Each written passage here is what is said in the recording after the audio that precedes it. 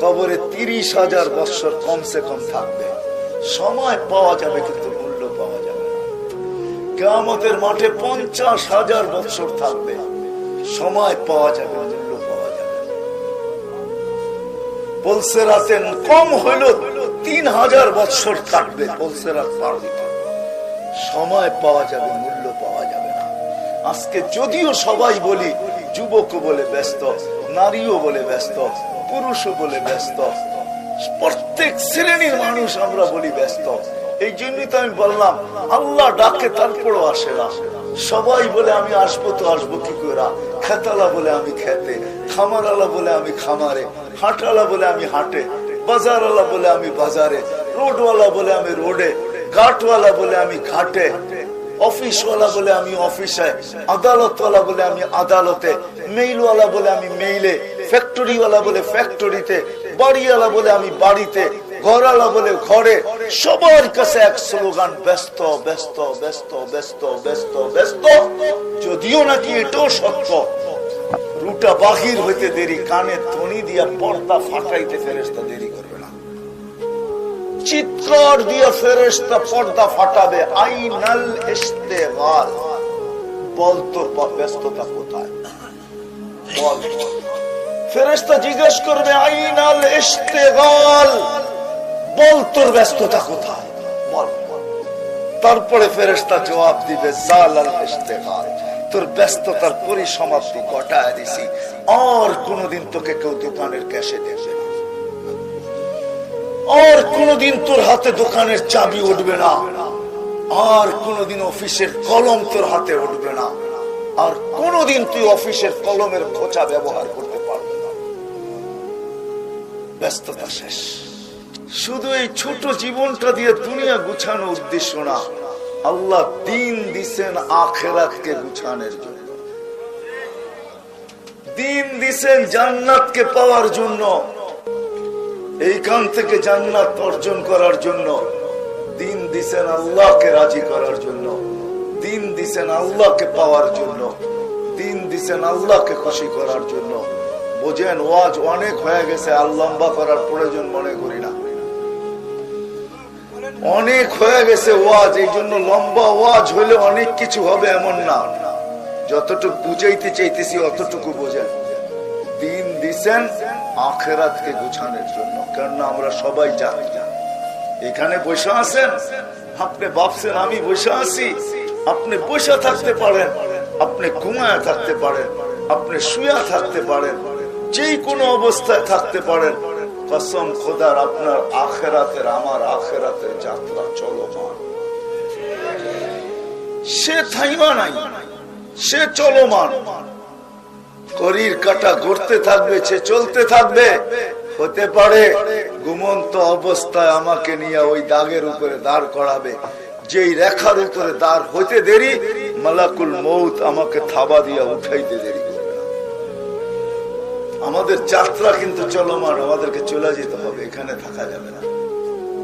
এই জন্য সত্য এটাই, কে কোথায় বাস করে আল্লাহ এটা দেখে না, কে কি খায় এটা আল্লাহ দেখে না, কে কি পড়ে আল্লাহ এটা দেখে না, কার কালার কি এটা আল্লাহ দেখেন না, কার বংশ কি আল্লাহ এটা দেখেন না, কার সোসাইটি কি আল্লাহ এটা দেখেন না, কার সম্পর্ক কার সাথে এটা আল্লাহ দেখেন না। যদি দেখতেন, এক একটা করে প্রমাণ দেওয়া যায়। আল্লাহ যদি কালার দেখতেন, তাহলে বেলাল যেখানে ওইখানে পৌঁছার কোনোদিন ক্ষমতা ছিল না। কেননা বেলাল ইথিওপিয়ার মানুষ। আজকে ওই দেশের মানুষগুলা দেখলে পছন্দ হয় না। বেশিরভাগ মানুষকে দেখলেই হাসি আসে, যে না রং না ঢং, রঙও নাই ঢংও নাই। রং নাই, যদি ঢং থাকতো তাহলে বুঝতাম। রঙও নাই ঢংও নাই। অধিকাংশ এরকম দেখা যায় যে ওর পায়ের জুতা কোনো ফ্যাক্টরিও বানায় না, পাও একটা বিশাল লম্বা, এটার জুতা অর্ডার দিয়ে বানাইতে হয়। 1400 বছর আগে বেলাল এরকমই ছিল, রাদিয়াল্লাহু তাআলা আনহু এরকমই ছিল। আল্লাহ যদি বর্ণ দেখতেন আর বংশ দেখতেন, দুনিয়ার অবস্থান দেখতেন, তাহলে বেলাল কৃতদাস। আমি 6 বার বেলালের বাড়ি এই চোখে দেখা বলতেছি। আপনি শুনছেন, আমি চোখে দেখছি। আমার ভিতরে আলাদা একটা অনুভূতি আছে। ওই বাড়ির নিচে দাঁড়াইলে একটা আলাদা অনুভূতি আসে, ফিলিংস আসে। ওটা বর্ণনা দিয়ে বোঝানো যাবে না কিরকম আসে। এতটুকু বলা যেতে পারে যে ওই বাড়ির নিচে দাঁড়াইলে চোখে অনবরত পানি আসে, যেন একটা চিৎকার আসে, বেলাল তুমি কোথায়, আমি কোথায়। আমিও যদি তোমার মতে জমিনে হাইটা জান্নাতে পদধ্বনি শুনাইতে পারতাম, আমিও যদি মদিনার থেকে দূরে হইয়া স্বপ্ন যুগে আল্লাহর রসুলের আহ্বান পাইতাম যেমন তুমি পাইছিলে। 3 মাস অতিক্রম হতে দেরি, 4th মাসে স্বপ্ন যুগে রাসূলুল্লাহ সাল্লাল্লাহু আলাইহি ওয়াসাল্লাম চায়া এই কথা বলতে দেরি করে না, মা বালুকা ইয়া বেলাল আল্লাহ তাজুরুনা, বেলাল কি হইলো আমাদের কাছে আসো না তো আসো না কেন, মদিনা আসো না তো আসো না কেন, আমি তো আসছি এত দূরে থাইকো আজ পর্যন্ত একবার আহ্বান পেলাম না, বেলাল তুমি কোথায়, আমি কোথায়।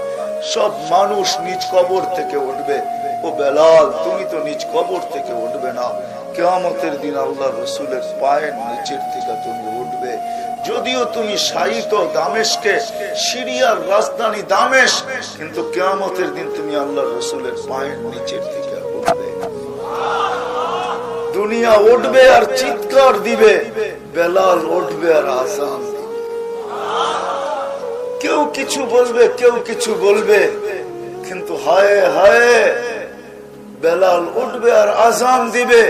দুনিয়া কিয়ামতের মাঠে উলঙ্গ পায়ে হেঁটে যাবে, চাই সে যেই ব্যক্তিত্বই হোক না কেন। শুধু নবী রাসূলদের কথা ভিন্ন, শুধু মুহাম্মদুর রাসূলুল্লাহ সাল্লাল্লাহু আলাইহি ওয়াসাল্লামের কথা ভিন্ন, কিন্তু বেলাল লাল উটের উপরে চড়া যাবে।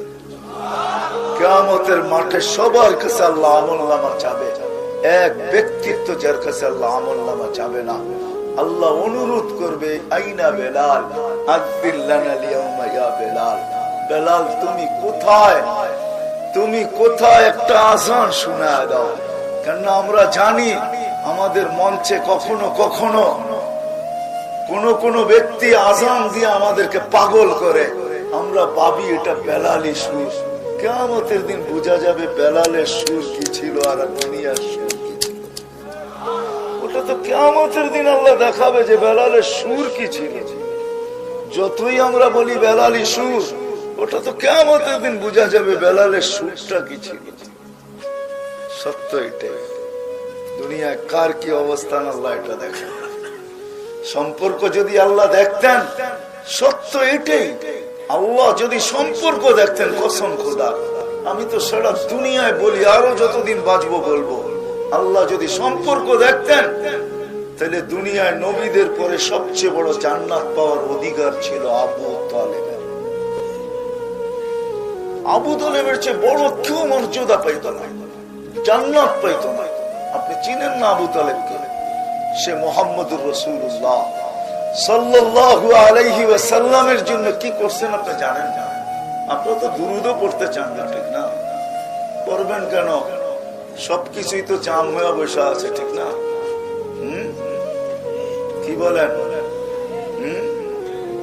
বখিল কাকে বলে? যার হাত কখনো খোলে না। আমাদের সব জাম হয়ে বসে আছে কেন জানেন? আমরা দুরূদ পড়তে মন খুলে দুরূদও পড়তে জানি না, এই জন্য সব জাম। কারো পাও জাম, কারো কোমর জাম, কারো হার্ট জাম, কারো কিডনি জাম, সব জাম হয়ে বসে আছে। এই জন্য বকিলের হাত যেরকম গুটানো থাকে, আমরা সবচেয়ে বড় বকিল। আল্লাহর রাসূল বসে আমার নাম উচ্চারিত হলো আর দুরূদ পড়লো না। মন খুলা দুরূদ পড়া দেখেন, আমি আপনাদেরকে ওষুধ দিয়া যেতেছি। মন খুইলা ডেলি দুরূদ পড়তে থাকেন, দেখবেন শরীরের সব জাম শেষ হয়ে যাবে, সব জ্যাম দূর হয়ে যাবে, সমস্ত অঙ্গের সবকিছু দূর হয়ে আপনি চাঙ্গা হয়ে যাবেন। চাঙ্গা, বিশ্বাস হয় না? হ্যাঁ, দলিল দিব। কাসেম নানতবী রহমতুল্লাহ আলাইহি, রশিদ আহমদ গঙ্গোহী রহমতুল্লাহ আলাইহি, পানিপথের যুদ্ধ যখন ইংরেজদের বিরুদ্ধে চলতেছিল, তো কাসেম নানতবী রহমতুল্লাহ আলাইহির হাতে তীরের তলোয়ারের কোপ লাগছিল, তলোয়ার এসে লাগছিল, বসা পড়ছে। রশিদ আহমদ গঙ্গোহী রহমতুল্লাহ আলাইহি বলছে, কাসেম বসা পড়লে কেন? হাতে তলোয়ার লাগছে, বলে কোথায়? যখন দেখা দিছেন ওইখানে হাত রাইখা 3 বার দুরুদে ইব্রাহিমী পড়ছেন। কাসেম নানতবী রহমতুল্লাহ আলাইহি বলে লাগছে এটো ভুলে গেছি, ব্যথা ছিল এটো ভুলে গেছি, কোনো দাগও নাই। সত্য এটাই। দুরুদ পড়তে চায় না বিশাল মজমা, কৃপণ তো কিরকম কৃপণ, আল্লাহ 10টা রহমত নাজেল করবে, 10টা গুনাহ মাফ করবে, 10টা দরজা বুলন্দ করবে। অথচ আল্লাহ বন্ধুর দুরুদের ব্যাপারে কি বলছে জানেন? চলেন কোরআন দিয়া বুঝাই। প্রত্যেক মসজিদের ইমাম পড়ে জুমার দিন, ইন্নাল্লাহা মালাইকাতাহু ইউসাল্লুনা আলান ইয়া আইয়ুহাল্লাযীনা আমানু। কি বুঝছেন এটা দিয়া? কি বুঝছেন? আমাদেরকে দুরূদ পড়তে বলছে, ঠিক না? এটুকু তো বুঝছেন? আরে বলেন না, হানা কিছু বলেন, এতটুকুই তো না। না না না না, এখানে 3টা প্রশ্ন আছে। আমি যদি আল্লাহকে বলি আল্লাহ আমাদেরকে দুরূদ পড়তে বলছেন, একদিন তো আমরা মরে যাবো, আপনার বন্ধুর দুরূদ কে পড়বে? আপনার বন্ধুর উপরে দুরূদ কে পড়বে? তা আল্লাহ বলে ফেরেশতা পড়বে। আল্লাহকে যদি প্রশ্ন করি, আল্লাহ একদিন তো ফেরেশতা মারা যাবে, মালাকুল মউত একদিন মরবে, আপনার বন্ধুর উপরে দুরূদ কে পড়বে? আল্লাহ বলে বেওকুফ, আমি পড়তেছি, পড়তে থাকবো, বন্ধুর দুরূদ কোনোদিন বন্ধ হতে দিব না। এই জন্য ইন্নাল্লাহ থেকে শুরু করছি আমি।